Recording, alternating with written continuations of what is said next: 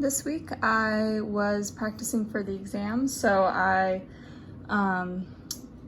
first went through a few problems on chapter 15 for the additional example problems, and these are dealing with solving for v with respect to a rotating motion in a plane using vectors, and then also some gear problems. And then I went through the videos again and summarized, or I went through and did all the problems again. And yeah, so these were the rigid body problems, and I took notes like to refer back to. For example, I was confused on why it was 0 on the ground, but then I learned that it's because it's not moving in relation to the ground. And then I also did more chapter 15 problems from the examples in the videos from class.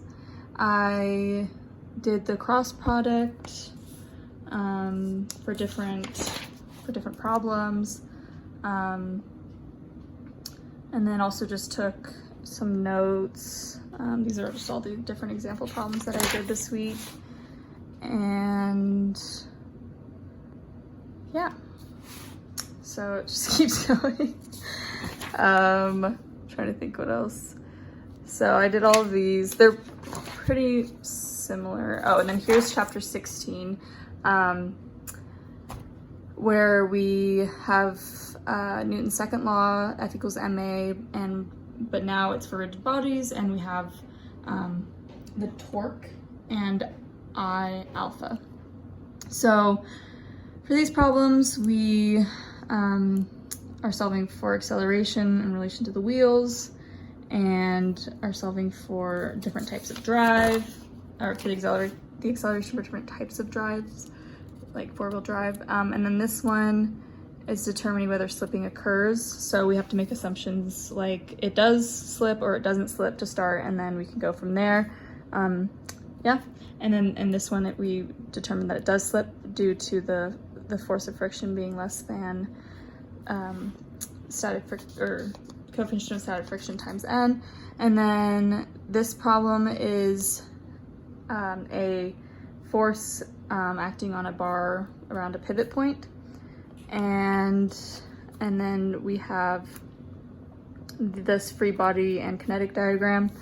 Yep, and then yeah, it's pretty similar problems for chapter 16. And then for 17, we have, what do we have? We have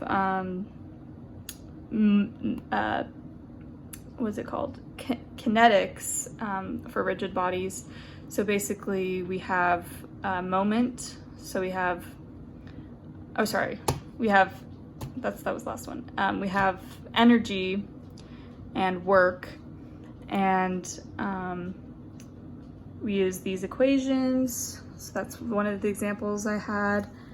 And then here's some more examples about spinning wheels, and yes. And then I also went over the quiz. Thank you for sending that to me, by the way. The solutions were helpful. I was doing the wrong bounds, I believe. So that was helpful because it's slowing down. And then yeah, I just went over some homework problems, make sure I really understood them, and then I took the exam.